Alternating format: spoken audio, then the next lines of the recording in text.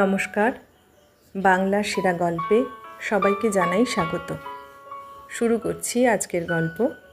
আজ পড়ে শোনাব সাহিত্যিক রমাপদ চৌধুরীর লেখা গল্প আমি, আমার স্বামী ও একটি নুলিয়া। তাহলে শুরু করি। গল্প আমি, আমার স্বামী ও একটি নুলিয়া। আমার একেবারেই ইচ্ছা ছিল না। বড়জা জোর করে ঠেলে পাঠালো। বললে, নতুন অত লজ্জা দেখাসনি। ওই লজ্জা করে করেই আমার সব হারিয়েছি। এখন তোদের দেখলে শুধু হিংসে জ্বলে পুড়ে মরি। বড়জা আমার চেয়ে বয়সে অনেক বড়। তাই বিয়ের পর যখন প্রথম আলাপ হলো, আমি বয়সের এবং সম্পর্কের মান রাখবার জন্য প্রণাম করলাম। সেদিন থেকেই বড়জা আমাকে তুই বলতে শুরু করেছিল। আর যেহেতু আমি ওর ছোট দেওরের বউ, অর্থাৎ বাড়ির একেবারে আনকোড়া নতুন বউ, সেই হেতু আমার নাম হলো নতুন। তা বড়জা বললে, দেখ নতুন, যা কিছু ফুর্তি টুর্তি এখন করে নে। এরপর তো সারাটা জীবন আমাদের মতো হাঁড়ি ঠেলতে হবে। আমার তখন সবে বিয়ে হয়েছে।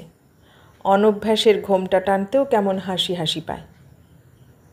তাই বড়জার খোলাখুলি কথাগুলো শুনে কেমন লজ্জা লজ্জা করত। কিন্তু বড়জা দমবার পাত্র নয়। তবে দেওরটিকে বললে, ছোট ঠাকুরপো, নতুনকে নিয়ে পুরী কি দার্জিলিং কোথাও বেরিয়ে এসো দিন কয়েকের জন্য। ওই যে হনিমুন না কি বলে, আমরা কি ছাই জানি আজকালকার রীতিনীতি। তা শুনে এমনভাবে হাসলো গৌতম, তাকালো আমার দিকে, যে বেশ বুঝতে পারলাম অমন একটা ইচ্ছে ওরও যে না হচ্ছে তা নয়। গৌতমের গোপন ইচ্ছেটা বুঝতে পেরে, না, আজকালকার মেয়েদের মতো ওকে নাম ধরে ডাকতে আমি পারি না। পুরনো দিনের বউদের মতোই আড়ে ঠাড়ে বুঝিয়ে দিই। তবু সত্যি কথা বলতে কি, মনে মনে ওর নাম ধরে ডাকতে, নামটা মুখের মধ্যে লোফালোফি করতে বেশ লাগতো। কিন্তু বড়জার সামনে তো আর নাম বলতে পারি না। তাই বললাম, ওর ইচ্ছে হয় যাক, আমি যাব না।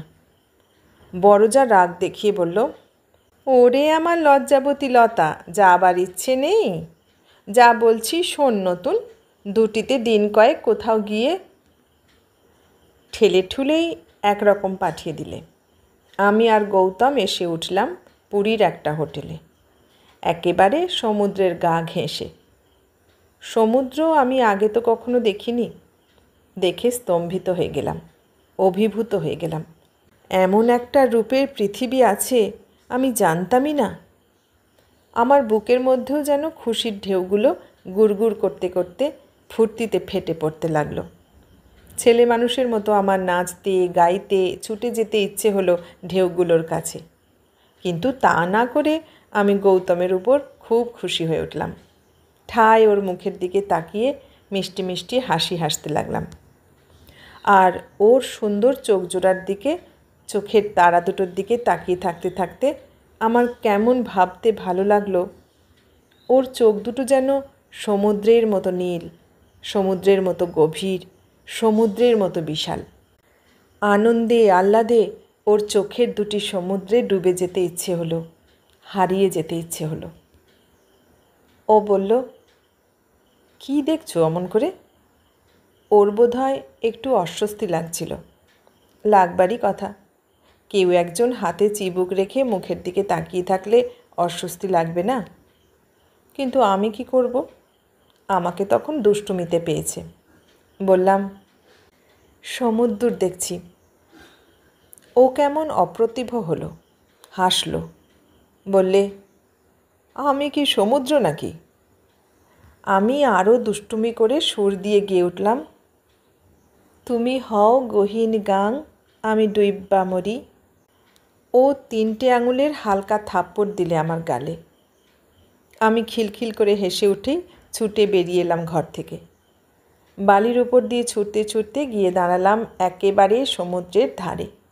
বালির ওপর যেখানটাতে ঢেউগুলো ফেটে ফেটে ফেনা হয়ে পড়ছে সেখানে। না, ঠিক অত দূর নয়।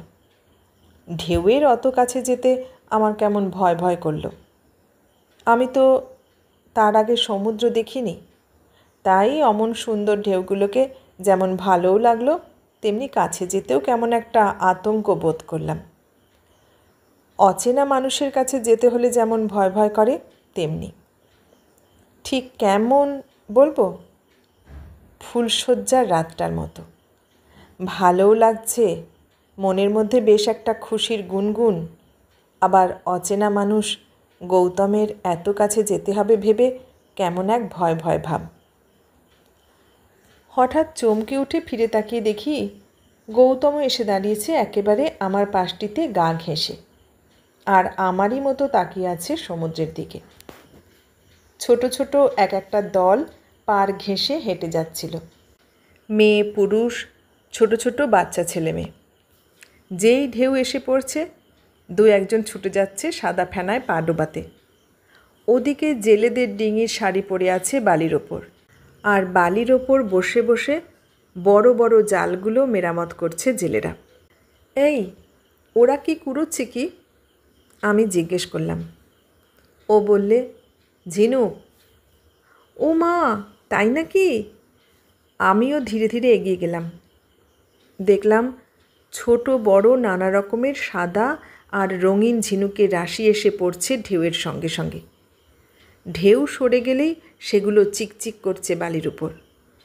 আমি দাঁড়িয়ে দাঁড়িয়ে দেখলাম। কুড়োতে কেমন লজ্জা হলো। আমার বয়সী অনেক মেয়েই ঝিনুক কুড়োতে কুড়োতে এগিয়ে যাচ্ছিল, আমি কেমন লজ্জা পাচ্ছিলাম। কারণ যারা সামনে দিয়ে হেঁটে যাচ্ছিল তারা ফিরে ফিরে তাকাচ্ছিল আমার দিকে, মেয়েরাও। আমি দেখতে খুব সুন্দর, আমার চোখ দুটো টানা টানা, আমার ঘাড়টা কি চমৎকার। আমার ফর্সা সুডোল হাত দেখলে নাকি হাত বোলাতে ইচ্ছে করে। এমনি সব কথা বলে স্কুলের বন্ধুরাও আমাকে খ্যাপাতো, কলেজের মেয়েরা প্রশংসা করত। কিন্তু সমুদ্রের পাড় দিয়ে যেতে যেতে ওরা যখন বারবার ফিরে ফিরে তাকাচ্ছিল, তখন বেশ বুঝতে পারছিলাম রূপ দেখছিল না ওরা। বয়স হওয়া দুটি মহিলার হাসি দেখেই বুঝলাম ব্যাপারটা। আসলে ওরা বুঝতে পারছিল আমাদের সবে বিয়ে হয়েছে। ও ঠিক বোঝা যায়, আমি নিজেও তো কত মেয়েকে দেখেই ধরে ফেলতাম। বিয়ের পর চেহারাটাই কেমন অন্যরকম লাগে। তাছাড়া সিঁথিতে সিঁদুরও বোধহয় একটু বেশি দিয়ে ফেলতাম তখন, একটু বেশি দূর অবধি। ওরা তাকাচ্ছিল বলে লজ্জা নয়, সবে বিয়ে হয়েছে বলে লজ্জা নয়, বরং মজাই লাগছিল। তবে লজ্জা হচ্ছিল ঝিনুক কুড়োতে, ওদের সামনে ওদের মতো ঝিনুক কুড়োতে। কিন্তু সে আর কতক্ষণ। একসময় দেখলাম নিজেরই অজান্তে কখন হাসতে হাসতে আমিও ঝিনুক কুড়োতে শুরু করেছি, ঢেউয়ের ফেনায় পা ডুবিয়ে হাঁটছি। আর ঢেউ লেগে কাপড় ভিজে যাবে বলে কাপড়টা এক বিঘত তুলে ধরেছি। লজ্জা দূর হয়ে গেছে, ভয় ভেঙে গেছে তখন। হাঁটতে হাঁটতে একটু অনুভবেই বুঝতে পারছিলাম যে গৌতম পিছন পিছন আসতে আসতে আমার ফর্সা পায়ের উন্মুক্ত অংশটুকুর দিকে তাকাচ্ছে। এক বিঘত পা উন্মুক্ত করে হাঁটা এক জিনিস, আর সমুদ্রে স্নান করা অন্য। স্বামী বলেই তো বেশি অস্বস্তি। তাছাড়া অত লোকের সামনে, না বাবা, আমি সমুদ্রে স্নান করব না। পরের দিন সকাল থেকেই নলিয়াটা পিছনে লাগলো। সমুদ্রে নাহাবে না দিদি? ও বলে উঠল, না না, নলিয়া লাগবে না। আমি কি নতুন নাকি এখানে? আরও কতবার এসেছি। সত্যি গৌতমের উপর এত হিংসে হচ্ছিল। ও কতবার এসেছে, অথচ আমি কি না এই প্রথম। এমন চমৎকার জায়গা ছেড়ে কোথায় ছিলাম এতদিন। যাক, এসেছি যখন চোখ ভরে দেখে নিই, প্রাণ ভরে নিঃশ্বাস নিই। যেখানটায় সকলে স্নান করছিল সেইখানটায় এসে বালির ওপর বসলাম দুজনে। স্নান করতে করতে সবাই হেসে লুটোপুটি খাচ্ছে। ঢেউ লেগে বালিতে লুটোপুটি খাচ্ছে মেয়েরা। দু একজন পুরুষ ঢেউয়ের মাথায় লাফাতে লাফাতে অনেক অনেক দূর অবধি চলে যাচ্ছে। আর তারও ওদিকে অনেক দূরের অথই জলে কালো কালো খুদে খুদে কয়েকটা ডিঙিতে করে মাছ ধরছে নলিয়ারা। পাড় থেকে কেউ বা ডিঙি ভাসাবার চেষ্টা করছে, বারবার ফিরে আসছে ঢেউ লেগে। ও বললে, কি সমুদ্রে স্নান করবে না? আমি আতঙ্কে হাত নেড়ে বলে উঠলাম, না বাবা, অত শখ নেই আমার। আরে ধুর, ভয়ের কিছু নেই, আমি নিয়ে যাব তোমাকে, দেখো। গৌতম বললে। এমনভাবে তাচ্ছিলের সঙ্গে বললে যেন উনিও একজন নুলিয়া, সমুদ্রের সঙ্গে এত চেনাশোনা। আমি মনে মনে বললাম, তোমাকেও আমি নুলিয়া না নিয়ে একা একা নামতে দেব কি না? বিয়ের পর বউয়ের কাছে সবাই অমন শিভালারি দেখাতে চায় গৌতমবাবু, আমি তা জানি।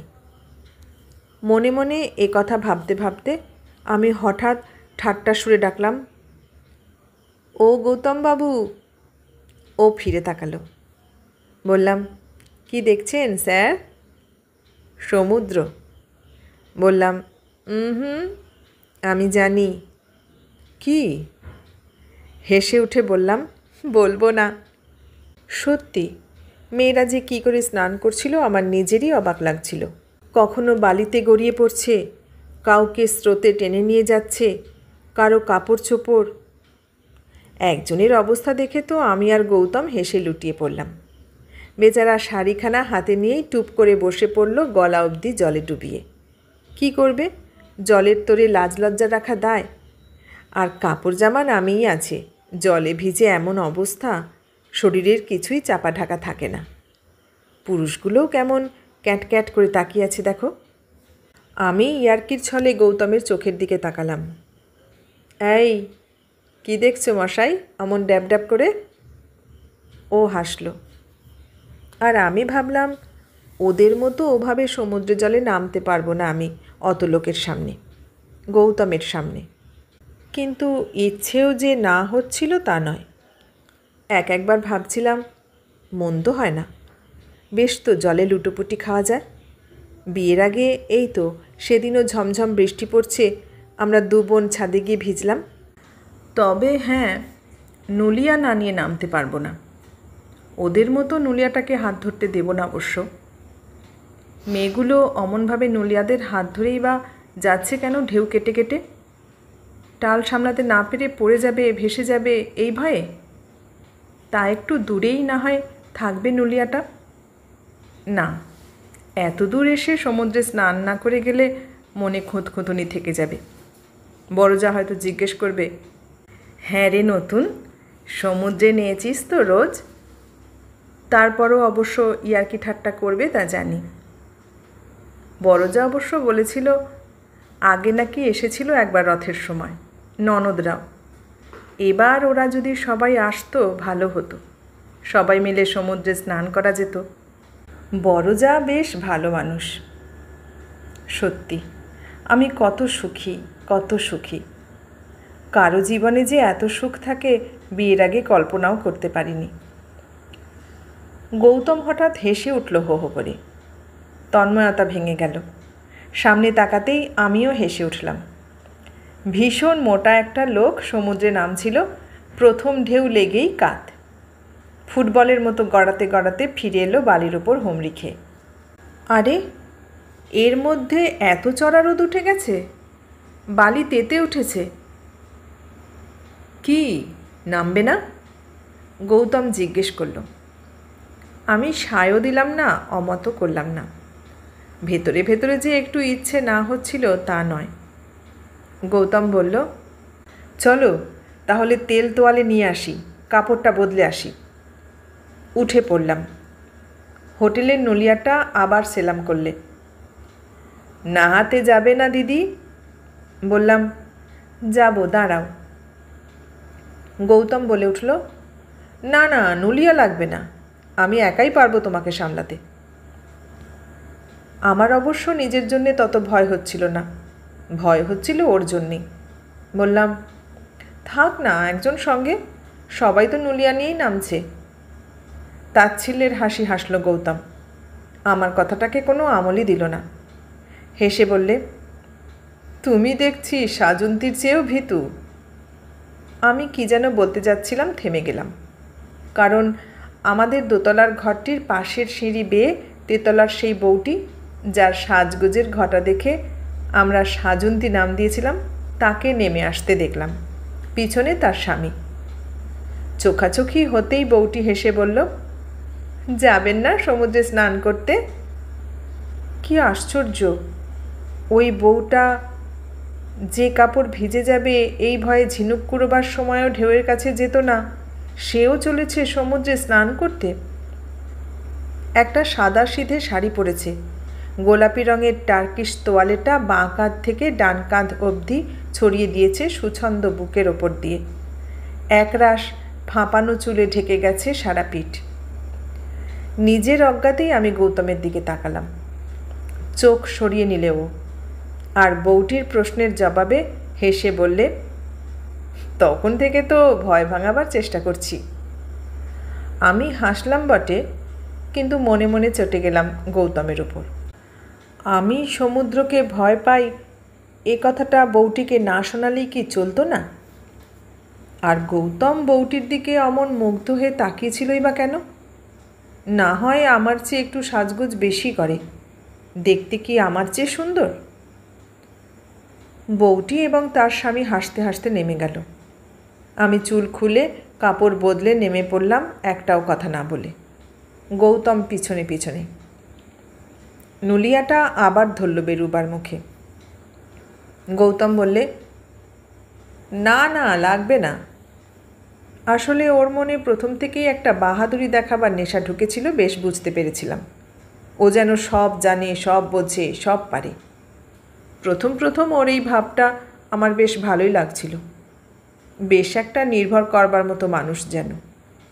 কিন্তু যেখানে সত্যিই ভয় আছে সেখানে এই বাহাদুরির কি দরকার? দুয়ানা পয়সা তো, তার বেশি আশাও করে না নুলিয়াটা।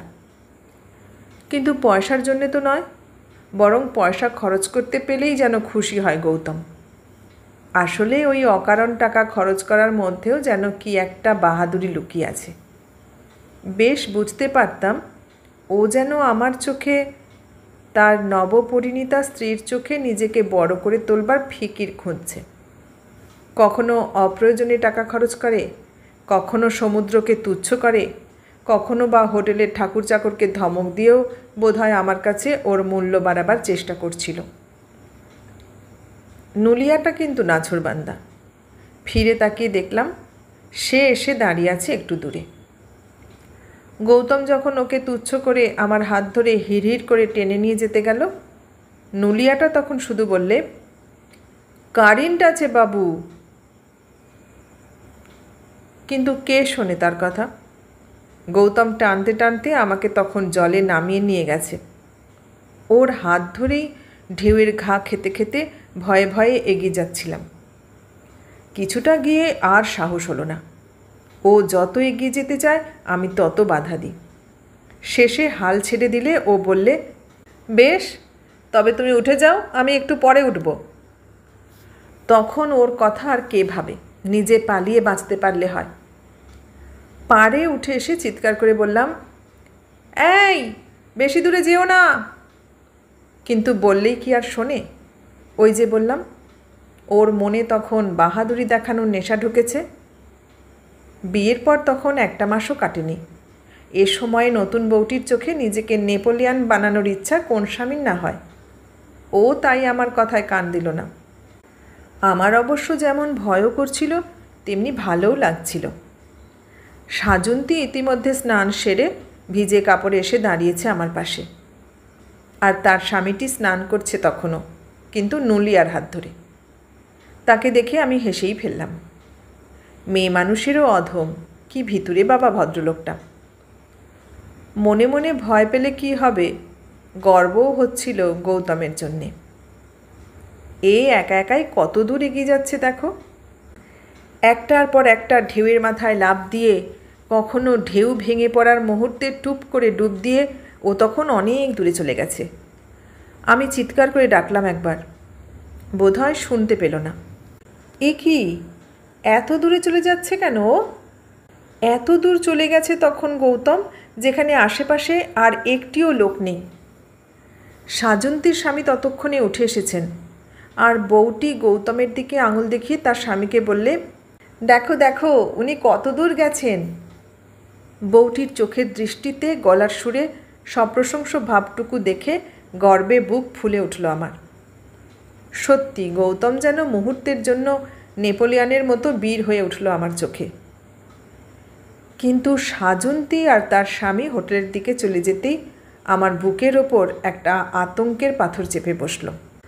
আর ঠিক সেই মুহূর্তেই আমার মনে হলো গৌতম যেন নিজে ইচ্ছে করে এগিয়ে যাচ্ছে না, গৌতম বুঝি বা স্রোতের টানে তাল রাখতে না পেরে ভেসে যাচ্ছে। হ্যাঁ তাই, হাত তুলে বারবার যেন আমাদের দৃষ্টি আকর্ষণ করবার চেষ্টা করছে, যেন হাত তুলে চিৎকার করে বলছে, আমাকে বাঁচাও। অত দূর থেকে চিৎকার এসে পৌঁছানোর কথা নয়, কিন্তু সমস্ত শরীর যেন মুহূর্তে থরথর করে কেঁপে উঠল আতঙ্কে, ভয়ে।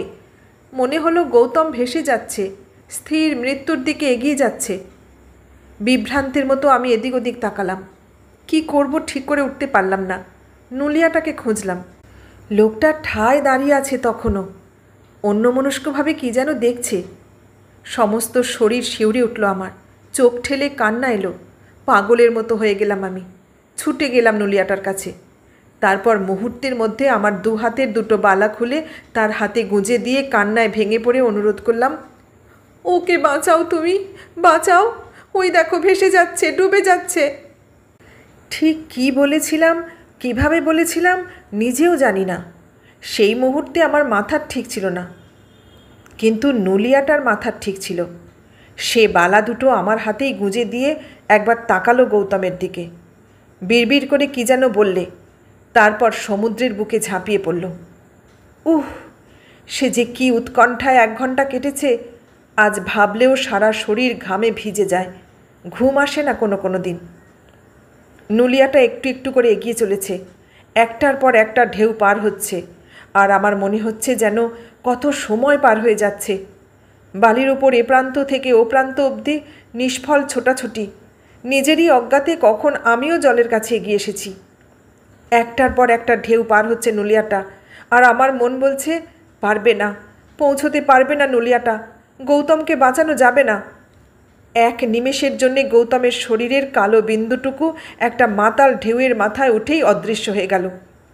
আর আমার পা দুটো থরথর করে কেঁপে উঠল, মাথাটা ঝিমঝিম করে উঠল, নিঃশ্বাস নিতে কষ্ট হলো। চোখের দৃষ্টি হঠাৎ ঝাপসা হতে হতে সামনের সব কিছু অন্ধকার হয়ে গেল। সমুদ্রের গর্জন আর স্নানার্থীদের চিৎকার কোলাহল একটু একটু করে স্তব্ধ হয়ে গেল। আমি কি অন্ধ হয়ে যাচ্ছি? আমি কি কানে শুনতে পাবো না আর? বিভৎস একটা আতঙ্কে চিৎকার করে কেঁদে উঠতে চেষ্টা করলাম আমি। তারপর বোধহয় বসে পড়লাম বালির ওপর, কিংবা পড়ে গেলাম, কিংবা কী যে হয়েছিল আমি জানি না। একটু একটু করে যখন জ্ঞান ফিরে এলো, দেখলাম একরাশ লোক আমাকে ঘিরে আছে। মুখের সামনে ঝুঁকে পড়ে অচেনা এক ভদ্রমহিলা বাতাস করছেন আমাকে, আর নুলিয়াটা চোখের পাতা খুলতে দেখে এক মুখ হাসি নিয়ে বলছে, বাবুকে জান বাঁচাই দিয়েছি দিদি, বাবু বাঁচে গেছে। ধীরে ধীরে আমি উঠে বসলাম। দেখলাম পাশে বসে ক্লান্তিতে অবসন্নতায় গৌতম তখনও ধোঁকছে। ক্লান্ত অবসন্ন শরীর টানতে টানতে নুলিয়াটার কাঁধে ভর দিয়ে ধীরে ধীরে হোটেলে ফিরে এলাম। ফিরে এসে বিছানায় লুটিয়ে পড়লাম। ঘুম ঘুম, পরম তৃপ্তির ঘুম। বিকেলের দিকে যখন হোটেলের সামনের বারান্দাটায় 2খানা চেয়ার টেনে নিয়ে এসে আমরা বসলাম, তখন আমার শরীরের ক্লান্তি দূর হয়েছে, কিন্তু গৌতমের সারা দেহে তখনও ব্যথা, অসহ্য ব্যথা। দৈত্যের মতো শক্তিশালী অবিশ্রান্ত ঢেউয়ের সঙ্গে যুদ্ধ করে করে পরাজিত সৈনিকের মতো ক্লান্ত আর লজ্জিত সে, মুখ তুলে তাকাতেও লজ্জা। ইতিমধ্যে গুজবটা রটে গিয়েছিল সারা হোটেলে। সকলেই একবার করে এসে সমবেদনা জানিয়ে যাচ্ছিল, খোঁজ নিয়ে যাচ্ছিল গৌতম কেমন আছে। আর লজ্জায় অস্বস্তিতে আমি মাটিতে মিশে যেতে চাইছিলাম। মনে হচ্ছিল এই সমুদ্র ছেড়ে, এই হোটেল ছেড়ে পালিয়ে যেতে পারলে যেন বাঁচি। একসময় সাজন্তী আর তার স্বামী এসে দাঁড়ালো পিছনে। কেমন আছেন? গৌতম অপ্রতিভ হাসি হেসে তাকালো, বললে, ভালো। তারপর মাথা নিচু করলে। আর ভদ্রলোকের দিকে তাকিয়ে আমার মনে পড়ে গেল তাকে নুলিয়ার হাত ধরে স্নান করতে দেখে আমরা হেসেছিলাম। পাশাপাশি দুজনকে তুলনা করে গৌতমের দুঃসাহসের জন্যে গর্ববোধ করেছিলাম। ওরা চলে গেল। আমাদের চোখের সামনে দিয়েই সমুদ্রের পাড়ে গিয়ে দাঁড়ালো। আর তখনই চোখাচোখি হলো নুলিয়াটার সঙ্গে। সামনের রাস্তাটা দিয়ে যেতে যেতে সে ফিরে তাকালো আমার দিকে, হাসলো, সেলাম করলো, তারপর চলে গেল নিজের কাজে। আর আমার সমস্ত মন কৃতজ্ঞতায় নুয়ে পড়ল। ও না থাকলে আজ কী যে হতো। গৌতম বাঁচত না, আমি বাঁচতাম না। হ্যাঁ, মৃত্যুই তো বলবো তাকে। বিয়ের পর একটা মাসও যেতে না যেতে যদি আমার 22 বছরের যৌবন থমকে যেত, তাহলে তাকে মৃত্যু ছাড়া আর কী বলবো। নিজেরই অজান্তে কখন যে হাতের 3 ভরি সোনার বালা দুটো হাত দিয়েছি টের পাইনি। সচেতন হতেই একটা খুশির দীর্ঘশ্বাস বেরিয়ে এলো। ভাবলাম, লোকটাকে এখনই ডেকে বালা দুটো দিয়ে দিলে হতো। ও আমার জন্যে যা করেছে, যা দিয়েছে, তার কাছে এটুকু দান কত তুচ্ছ। কিন্তু লোকটা তখন অনেক দূরে চলে গেছে।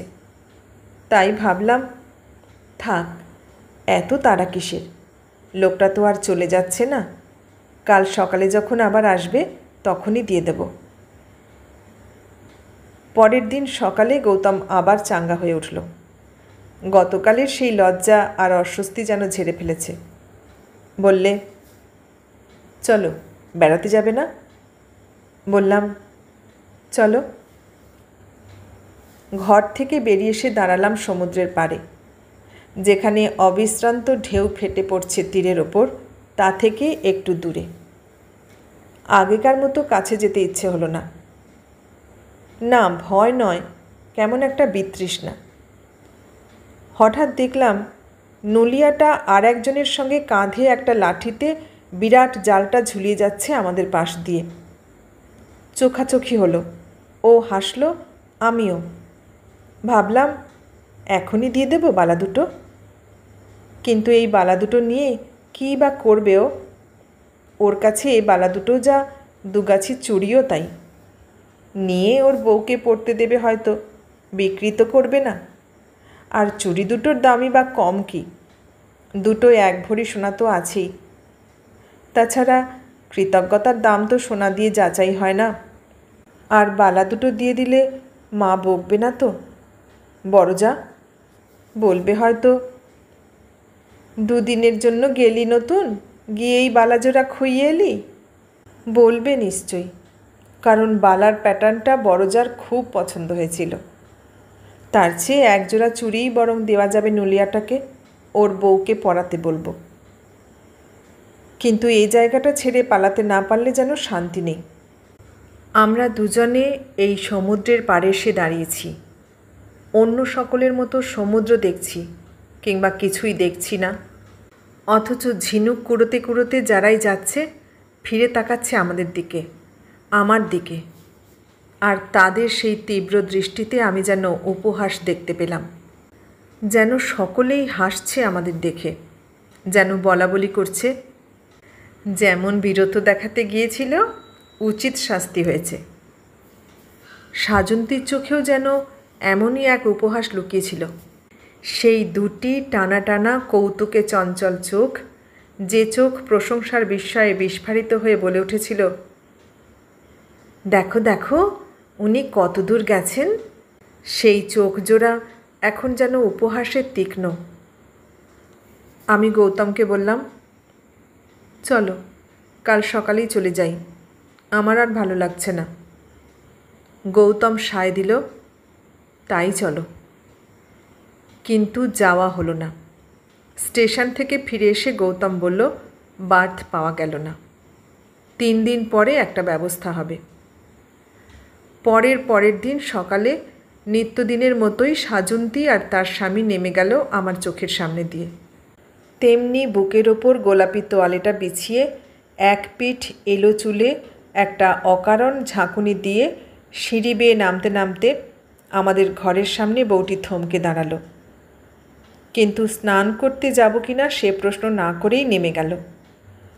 অর্থাৎ ওরা লক্ষ্য করেছে যে আমরা ওই দুর্ঘটনার পর আর সমুদ্রে স্নান করতে যাইনি।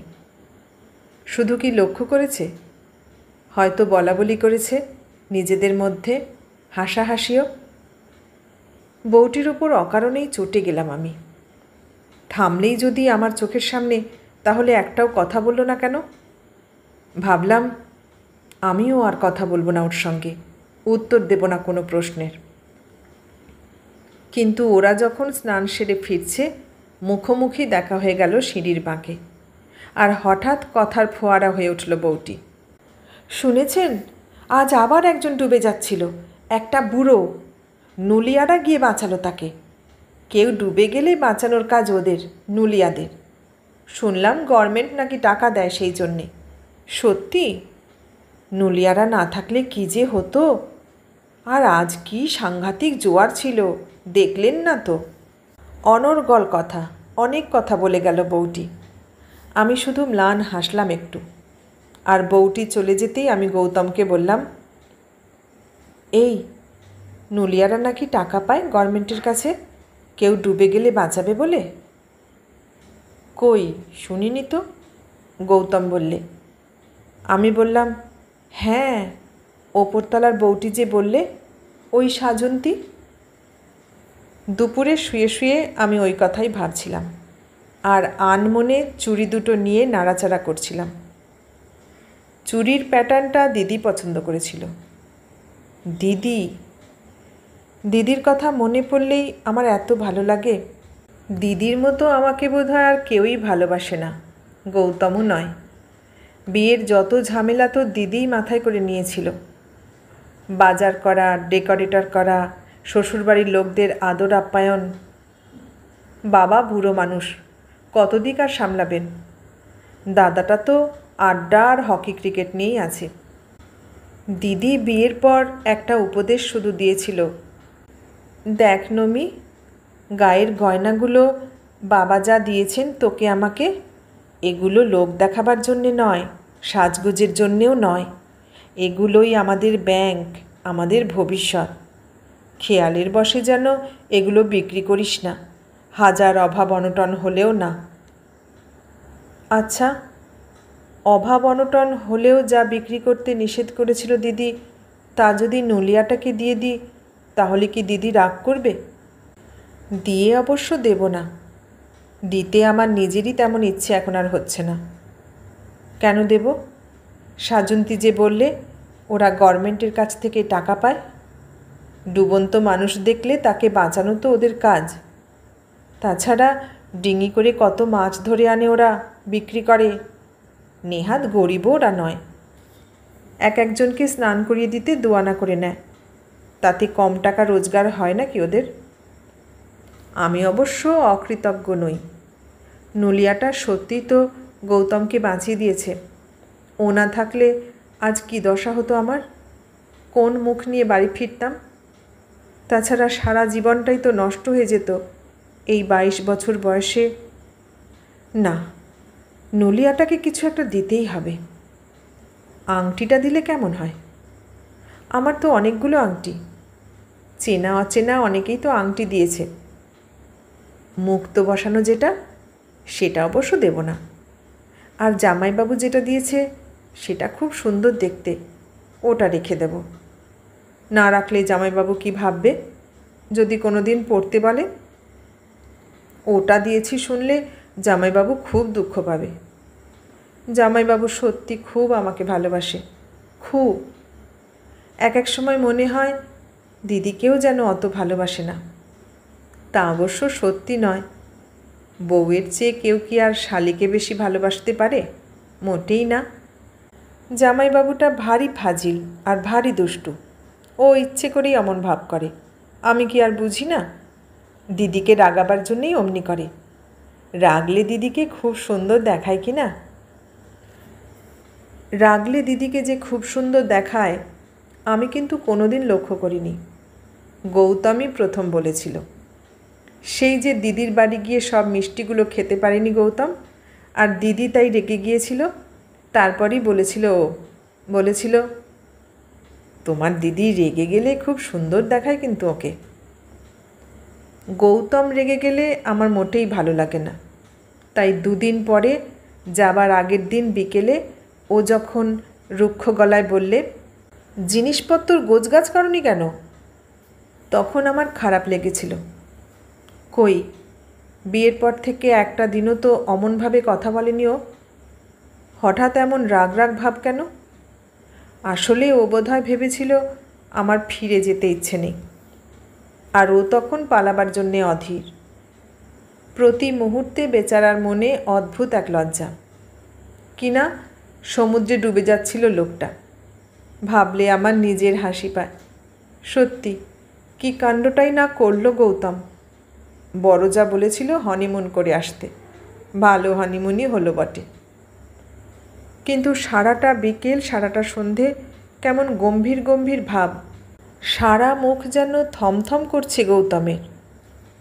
অপ্রয়োজনে একটা কথাও যেন বলতে নারাজ। ওর এই মুখের ভাব দেখে কথাটা বলতে সাহস হলো না, অথচ ওকে না বলে তো আংটিটা দেওয়া যায় না। ভাবলাম থাক, কাল সকালে নিশ্চয় মনটা ভালো থাকবে ওর, তখনই বলবো। আর নুলিয়াটাও তো কাল সকালে আসবে, তখনই দেওয়া যাবে গৌতমকে জিজ্ঞেস করে। গৌতমকে জিজ্ঞেস করে আংটিটা দিতাম ঠিকই, আর গৌতম নিশ্চয়ই আপত্তি করতো না। কিন্তু পরের দিন সকালে যে এত তাড়াহুড়ো হবে আমি কি ছাই জানতাম? সকালে ঘুম থেকে উঠতে এমনিতেই দেরি হয়ে গেল। অ্যালার্ম দিয়ে রেখেছিলাম টাইম পিসে, কিন্তু অ্যালার্মের দম দিয়ে রাখতেই ভুলে গিয়েছিলাম, তাই সেটাও বাজেনি, ঘুমও ভাঙেনি। যখন ঘুম ভাঙল তখন আর 1 ঘন্টাও সময় নেই। গৌতম চা খেয়ে চলে গেল হোটেলের হিসাব মেটাতে। ফিরে এসে বিছানাপত্তর গোছগাছ করতে লেগে গেলাম দুজনে। সংসার ছড়িয়ে নিশ্চিন্ত হয়ে বসেছিলাম একদিন। টুকিটাকি জিনিসপত্রগুলি তো নেহাত কম ছিল না।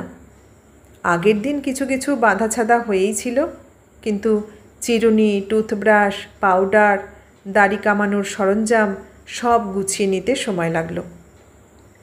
আর এসব করতে গিয়ে নুলিয়াটার কথা ভুলেই গিয়েছিলাম। বাক্স বেডিং সব রিকশায় তুলে সবে রিকশাওয়ালা প্যাডেলে পা দিয়েছে, অমনি দেখি কি নুলিয়াটা আসছে সামনের রাস্তা ধরে হাঁটতে হাঁটতে। রিকশা চলতে শুরু করেছে তখন। আমাদের দেখতে পেয়ে এক মুখ খুশির হাসি হাসল নুলিয়াটা। সেলাম করলো বোধহয় বকশিসের লোভেই। ছি ছি, একেবারে ভুলে গিয়েছিলাম ওর কথা। এত খারাপ লাগলো আমার। রিকশাওয়ালাকে থামতে বললাম। গৌতমকে বললাম, এই দেখো তো তোমার ব্যাগটা, এর বকশিসটা দেওয়া হয়নি। গৌতম বললে, টাকা তো তোমার বটুয়াতে। তাই তো, খেয়ালই ছিল না, আমার হাতেই তো বটুয়াটা। লাল ভেলভেটের ওপর সুন্দর নকশা করা বটুয়াটা এখানেই কিনেছি, মন্দিরে যেদিন গিয়েছিলাম সেই পান্ডার ছড়িদারটার সঙ্গে সেদিন। বটুয়া খুলে দেখলাম 10 টাকার নোটই 4-5খানা, খুচরো মাত্র 2 টাকা আর কয়েক আনা পয়সা। কি করি, স্টেশনে পৌঁছেই তো রিকশার ভাড়া দিতে হবে, কুলির পয়সা দিতে হবে, সব খুচরোগুলো তো দিয়ে দেওয়া যাবে না। তাই একটা 1 টাকার নোট বের করে নুলিয়াটার হাতে তুলে দিলাম। ও খুশি হয়ে সেলাম করলে, হাসলো, বললে, ফির আসবেন বাবু, সেলাম দিদি, সেলাম। সেলাম জানিয়ে চলে গেল লোকটা। আর আমার এত ভালো লাগলো তাকে, এত ভালো।